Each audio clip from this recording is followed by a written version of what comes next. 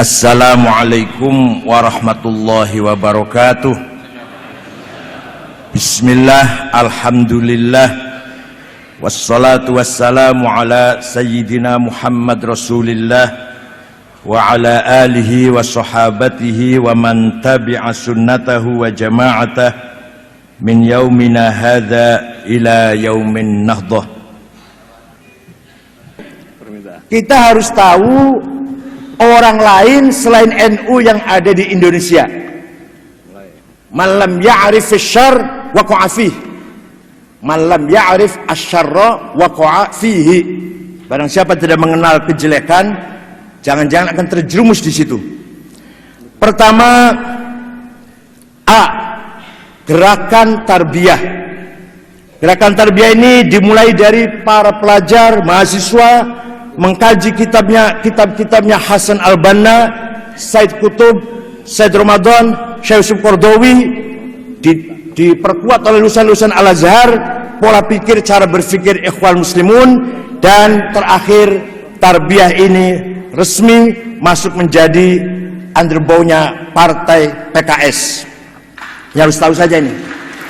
Yang kedua, Jamaah Tabligh wal Khuruj, yang kalau di Jawa Timur di Temboro, Magetan, almarhum Kiai Uzairon. Enggak, ini belum tentu kalau saya ceritakan itu jelek loh ya, tapi kita harus tahu di luar NU ada siapa-siapa. Yang ini yang belum banyak orang tahu saja. Jamaah Tabligh Khuruj berasal dari India. Pendirinya namanya Syekh Muhammad Ilyas Kandahlawi. Dia menyerukan dan memulainya dengan cara bepergian bersama ke daerah-daerah yang ada kaum musliminnya, serta mereka tidur di masjid-masjid atau rumah para pemuka agama di daerah tersebut. Semua orang Islam harus pernah dalam hidupnya khuruj, keluar minimal 4 bulan. Kalau sudah 4 bulan, mau terus khuruj boleh, mau tidak juga boleh. Itu wajib khuruj itu minimal 4 bulan. Yang dibaca kitab Fadhailul A'mal. C. Hidayatullah. Hidayatullah didirikan atau dimulai oleh seorang yang namanya Abdullah Said, mantan dari anggota DITII. Abdullah Said mendirikan Hidayatullah di Balikpapan, Kalimantan Timur, dan di Jakarta juga didirikan dengan ketuanya Abdurrahman. Sejak tahun 70-an, Hidayatullah berkembang dan sekarang sudah ada 140 cabang, dan mereka mendeklarasikan sebagai ormas Islam di tahun 2000. Ini agak keras sedikit. D, Grup Mujahidin. Grup Mujahidin adalah istilah yang dipakai oleh kelompok alumni Afghanistan.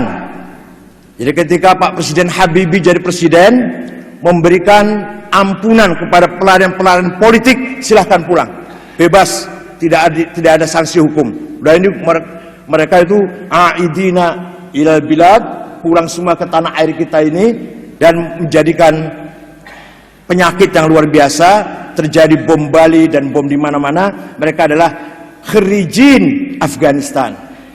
Alhamdulillah, bukan keluar dari boyo, alhamdulillah. Nah, yang terkenal adalah ketika berkumpul di Jogja, resmi berdiri Majelis Mujahidin, diketuai oleh Gus Abu Bakar Ba'asyir,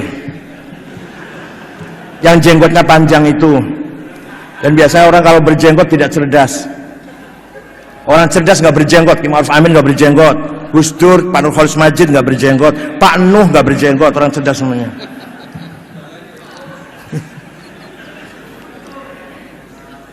Perlu diketahui bahwa Abu Bakar Ba'asyir di tahun 78 ditangkap karena menantang pemerintah dan menolak asas tunggal, dan dimasukkan ke penjara. Tetapi pada waktu akan naik banding di tahun 85, mereka lari ke Malaysia. Abu Bakar Ba'asyir ditangkap dengan temannya yang bernama Abdullah Sungkar. Well, itulah kita tahu. E, Front Pembela Islam, FPI, yang kadang-kadang menggunakan NU jalan lurus. Ya nggak apa-apa, silakan aja pakai nama. Oh, saya itu didatangi kiai, mau nggak ketemu dengan si A? Ya Gus Solah itu, saya mau sekali. Saya ketemu Gus Solah mau diminta jabatan saya silahkan, jangan jabatan ketua NU, titel haji saya monggo diminta juga nggak apa-apa. Saya haji 22 kali, kalau diambil 2 masih 20 masih. Mau diambil gelar profesor doktor, monggo silahkan. Enggak penting lah titel itu. Front Pembela Islam. Front Pembela Islam berdiri tahun 97 atau di awal 98.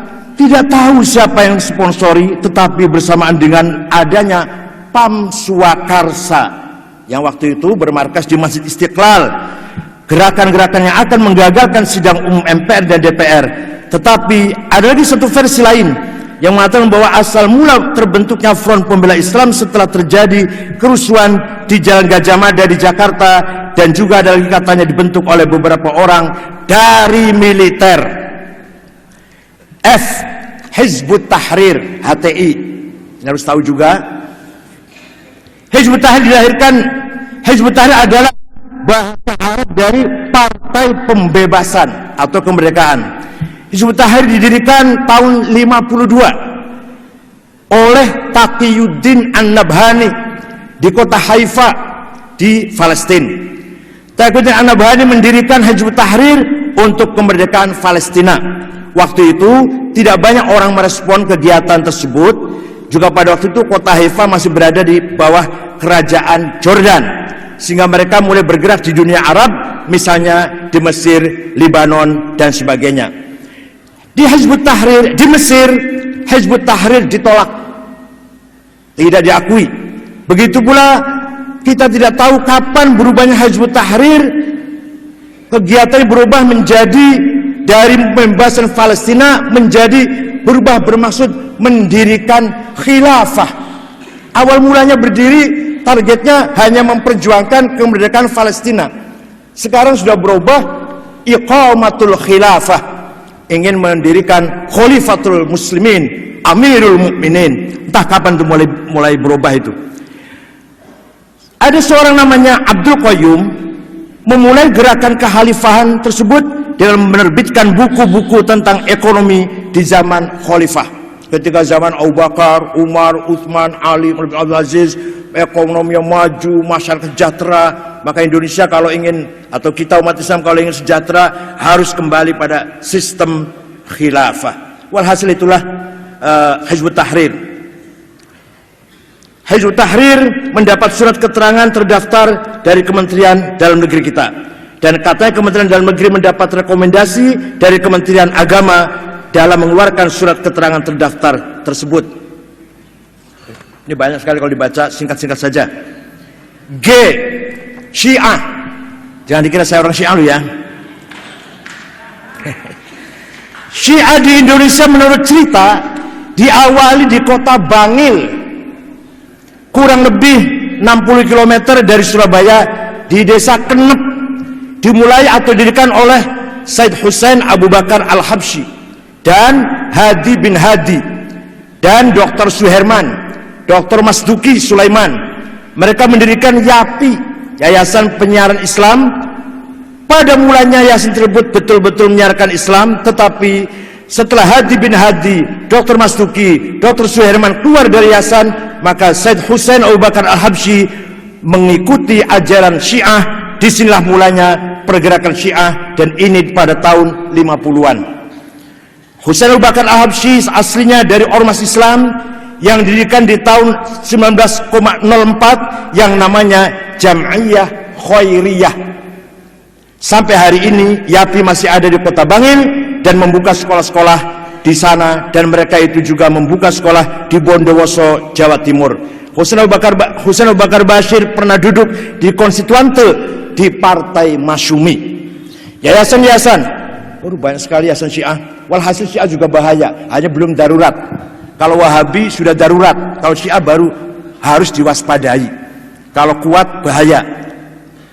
Kalau Wahabi, walaupun qalilum minal qalil, very very small group, sangat kecil Wahabi, tapi sombong. Yang ke H, A, B, C, D, F, G, H, gerakan Wahabi. Nah ini mulai masuk Wahabi. Gerakan ini sekarang menamakan dirinya Salafi. Karena kalau menamakan Wahabi nggak pakai payu, nggak pakai laku. Karena mengikuti Muhammad bin Abdul Wahab At-Tamimi. Nah, Tamimi itu yang membunuh Sayyidina Ali juga Abdurrahman bin Muljam At-Tamimi. Imamnya Wahabi Muhammad bin Abdul Wahab At-Tamimi. Arab dari Malang yang memprovokasi orang-orang ikut ISIS juga namanya Salim bin Mubarak At-Tamimi, yang akunya Abu Jandal, yang menantang Pak Muldoko, Pak Sutarman dan Bansel itu. Di YouTube ada. Itu Arab lahir Pasuruan, besar di Malang.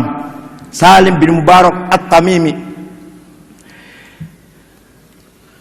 Sejak dulu Tamimi itu kader-kader Khawarij yang sangat militan. Kenapa pindah nama Salafi? Beda dikit. Ini ide muncul dari Syekh Nasiruddin Al-Albani, orang Albania yang sudah warga negara Saudi di Madinah, dan Syekh Muqbil Ad-Dammaj, Syekh Muqbil di Yaman. Dua orang ini punya ide jangan Wahabi, Salafi. Kalau Salafi itu artinya langsung ke Syekhul Islam Ibnu Taimiyah. Tapi kalau Wahabi kan Muhammad bin Abdul Wahab, walaupun tujuannya akhirnya ujungnya sama sih. Tapi kalau Salafi bukan Muhammad bin Abdul Wahab, tapi ke Syekhul Islam Ibnu Taimiyah. Aliran ini sangat keras sejak didirikannya Akademi Bahasa Arab oleh Universitas Ibnu Saud di Riyadh, Saudi Arabia, di Jakarta. Di Jakarta mulai ada lembaga bahasa Arab cabang Muhammad bin Saud, yaitu tahun 80-an. Pimpinannya adalah Abdul Aziz Ammar. Beliau menjadi direktur lembaga bahasa Arab di Jakarta, masih bujangan. Kemudian dapat istri Arab Bogor. Melalui Abdul Aziz Ammar inilah berdirilah beberapa yayasan-yayasan yang menyebarkan ajaran-ajaran Wahabi. Pertama, Yayasan As-Sofwah. Ini kantornya di Lenteng Agung, belakangnya Ciganjur 1 km. Ketuanya namanya Abdurrahman, pernah dipenjara 1,5 tahun terlibat ngebom Hotel Atrium zaman Habibie presiden itu. As-Sofwah juga punya hubungan yayasan dengan Yayasan Al-Haramain, juga hubungan dengan Ihya It-Turath di Kuwait, juga hubungan dengan International Islamic Relief Organization dan Rabithah Alam Al-Islami. Yang kedua, Yayasan Al-Huda di Cimanglit, Bogor. Pendirinya namanya Takdir Syamsuddin Ali, lulusan Libya. Ini juga hubungan dengan tadi itu, dengan International Islamic Relief Organization. Kemudian Yayasan As-Sunnah di Cirebon Selatan. Kalau saya Cirebon Utara, ini Cirebon Selatan. Cirebon Selatan. Di Desa Kali Tanjung namanya, Kecamatan Cirebon Selatan. Ini didirikan oleh seorang bernama Muhammad Taharoh, dan sekarang termasuk pusatnya pengkaderan radikal di Cirebon. Alumninya 3 orang. 1 namanya Saifuddin, ngebom Masjid Polresta Cirebon.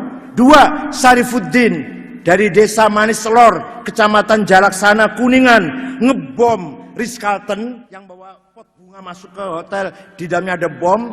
Yang ketiga Ahmad Yusuf, ngebom Gereja Bethel di Solo. Itu 3-tiganya dari Cirebon Selatan. Betul, Selatan, enggak. Kalau saya utara. Sampai sekarang masih ada Yayasan As-Sunnah ini di Kali Tanjung, tapi pecah di dalamnya antara Salim Bajri dengan Umar Baswed. Umar Baswed lebih keras lagi daripada Salim Bajri. Saya tahu persis di Cirebon, dananya dari mana? Dari Yusuf Ba'isa dan dari Khalid Bawazir yang memiliki sarung cap mangga. Tapi TV 9 rupanya dapat dari situ juga. Sering iklan sarung cap mangga ya Allah. Rupanya dari situ juga. Ya nggak apa-apa lah, itu bisnis. Yayasan Taif Mansurah. Yayasan ini ada di Jawa Timur, memakai alamat di Kota Kediri. Gus Kafabi di Kota Kediri, PO Box 182, nomor telepon 0354394947 di Kota Kediri. Direkturnya namanya Masruhin Sahil di Kota Kediri. Kemudian Yayasan Dakwah Islamiyah, ketuanya namanya Cecep Romi Hidayat di Rangkas Bitung, Banten. Kemudian Yayasan Wihda Islamiyah. Yayasan ini dibangun oleh orang Makassar, asal Makassar, namanya Muhammad Ikhwan, berkantor di Duren Sawit, Jakarta. Yayasan Al-Imam berada di Sukabumi, ketuanya, direkturnya namanya Bukhari Muslim. Yayasan Darun Najwa di Jakarta Timur, di Kebonanas, Jalan Setia, ini juga berhubungan dengan Yayasan Al-Haramain yang ada di Saudi Arabia. Yayasan El Data, ketuanya namanya Yusuf Harun. Yayasan Markaz Al-Faruq, ketuanya namanya Mamduh Farhan Bukhari, dibantu oleh Amin Rojab Arab Bondowoso. Amin Rojab itu kalau nggak tahu, itu alamatnya di Jalan Danau Toba, Jember. Itu barangkali yayasan-yayasan Wahabi yang harus kita ketahui. Tapi sekarang akhir-akhir ini beberapa yayasan yang saya sebut tadi sudah mulai di internalnya sendiri sudah mulai konflik. Jadi kalau kelompok radikal itu nanti salah satu anggotanya ada yang sedikit aja kendor langsung pecah. Sejak dulu begitu, Khawarij langsung pecah jadi 20. Karena kalau sedikit aja ada yang beda pendapat langsung mendirikan organisasi sendiri. Kata Al-Asfariyah, pokoknya bukan Khawarij itu kafir, kufrul akidah. Perempuannya, anak-anaknya boleh jadikan budak. Kata An-Najadat, tidak, kafir kufron nikmah. Anak kecilnya dan perempuannya tidak boleh dijadikan budak, tidak boleh menjadi rampasan perang. Itulah, pokoknya kalau kelompok ekstrim pasti mudah pecah. Tapi kalau kelompok moderat, insya Allah semakin solid, insya Allah. Kecuali yang tidak mau solid.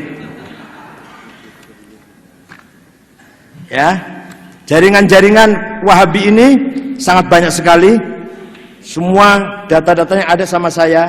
Bahkan ada yang memiliki sampai ratusan hektar kebun sawit yang sangat menghasilkan, produktif, membiayai gerakan-gerakan mereka itu.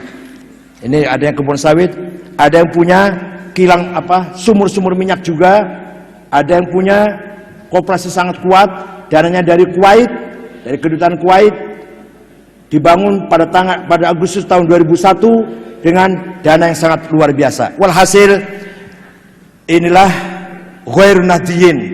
Tambah lagi kalau kata Ki Ma'ruf, apa Ki Ma'ruf? Liberal. Liberal juga bahaya ya. Liberal juga bahaya. Tapi kalau liberalin bahayanya tuh di level elit. Orang-orang MWS ini belum merasakan bahayanya liberal. Kalau liberal itu baru di level elit, mengajak orang bebas berpikir tanpa ikatan agama, ikatan nas, Quran, hadis. Lepaskan itu namanya berpikir liberal. Kalau masih qala Allah Ta'ala, kalau masih qala Rasulullah, ya nggak liberal dong. Apalagi saya. Ada yang mengatakan saya liberal, nggak mungkin lah.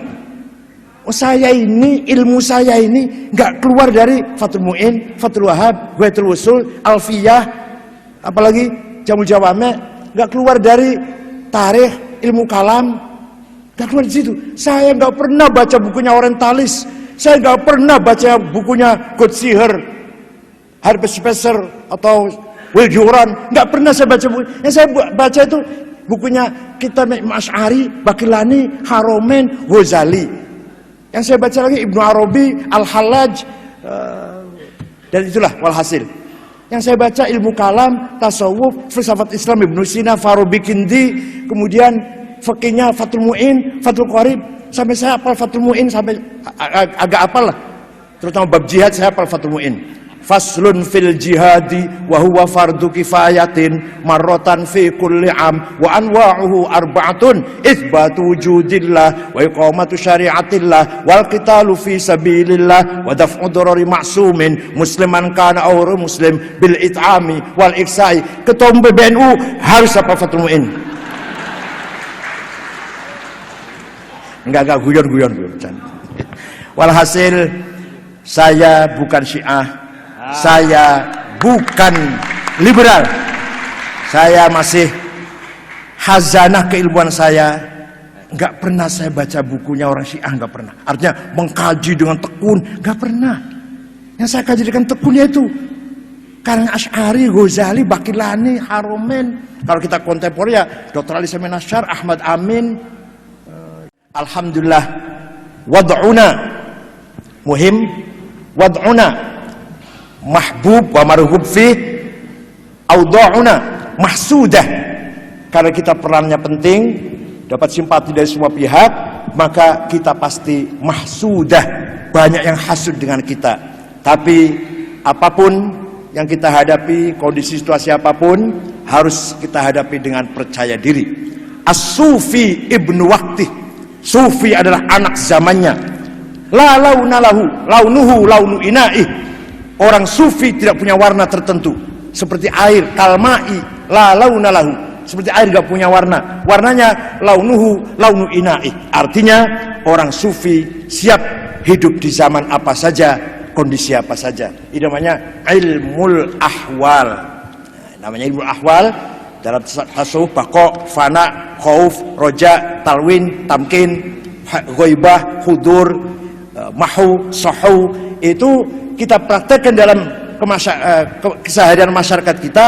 Maka orang Sufi atau kita semua harus memahami kondisi yang ada, dan kita mampu hidup di dalam kondisi dan situasi apapun. Syukran wa dumtum fil khairi wal barakati wan najah, wallahul muwaffiq ila thoriq. Wassalamualaikum warahmatullahi wabarakatuh. Waalaikumsalam warahmatullahi wabarakatuh.